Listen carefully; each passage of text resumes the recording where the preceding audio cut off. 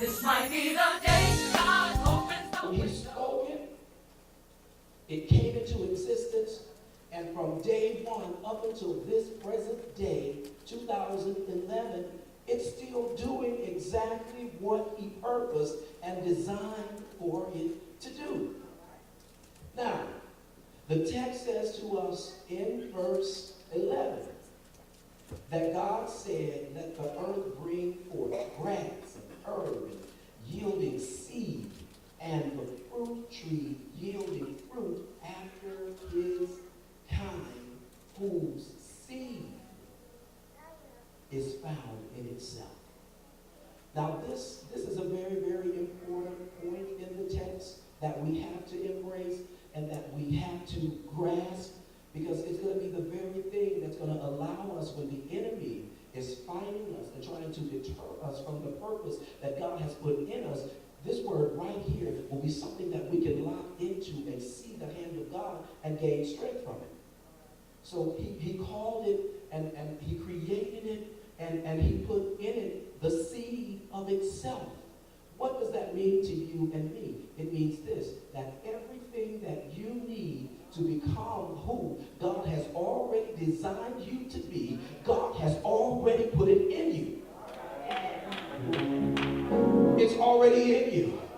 And we're going and we're wondering and we're pondering, and many times we allow the vicissitudes of life to tell us that we're nobody and that we cannot do it. And the very things that we see and that we strive to do in our ambitions, we allow the enemy to tell us, and the vicissitudes of life to tell us that you can't do that and you'll never be that and you'll never become that. But you can look in the Word of God right here in verse 11 and see that the seed of the thing is already in you.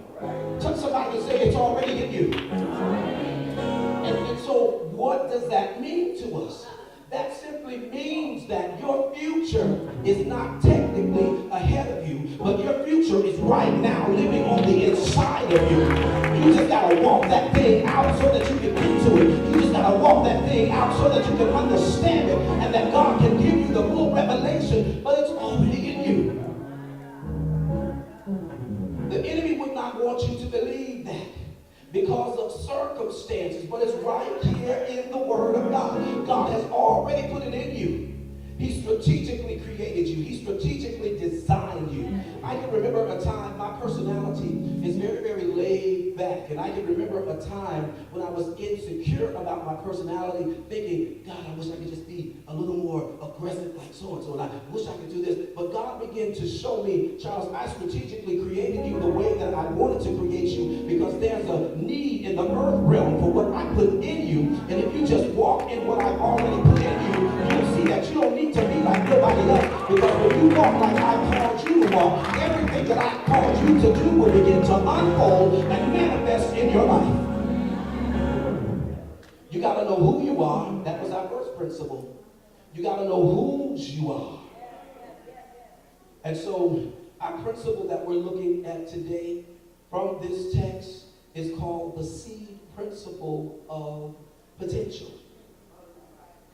The seed principle of potential. Now, it is important that we know and understand that the seed is already in us. Now, what I did, y'all know I like drama. I have an avocado here. And just so that you can really, really get the full illustration of what God is saying here in this text, God created this avocado. And it's beautifully green. It looks delicious.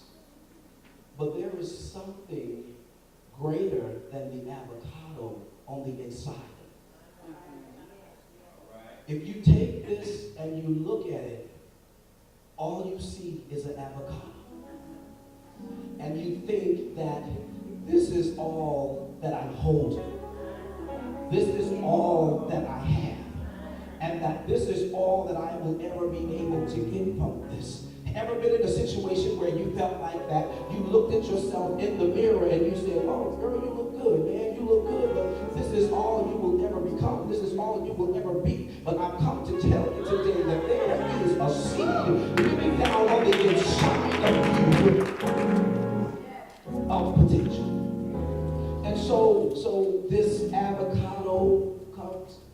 certain agriculture and a certain culture.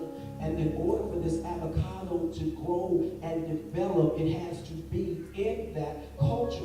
You could not take it and put it in some other culture, in some other terrain, and expect to get this beautiful avocado. It has to be in the right environment. It has to be in the right culture, receiving the right things so that it can become what it was designed to become. So I say to you today, a 21st century group of believers that have gathered here in Restoration, that if you are ever going to become what God has designed you to become, you have got to get in the right environment.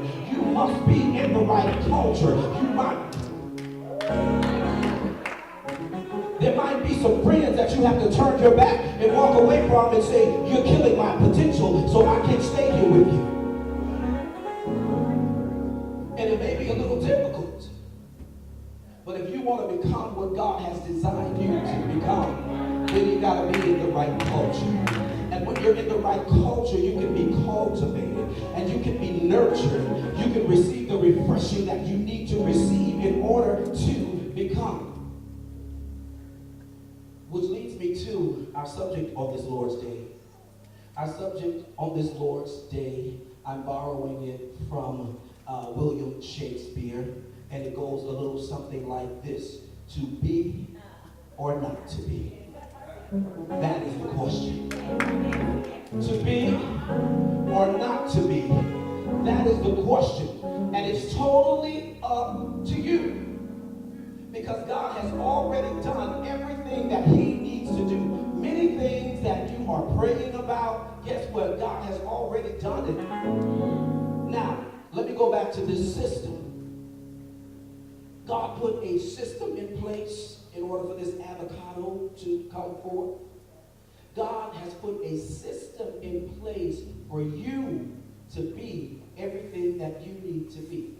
Okay, if that is so, then why is it that I have been walking around for 10 years, for 20 years, for 30 years, and it seems like I'm still stuck in the same place?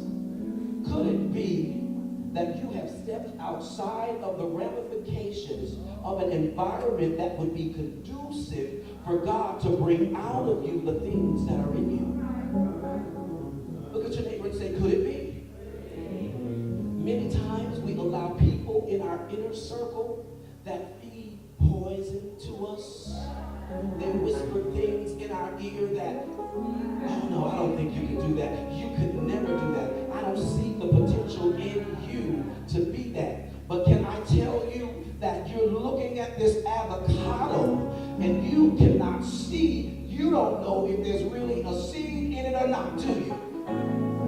People look at you, they don't have a clue what God has put inside of you.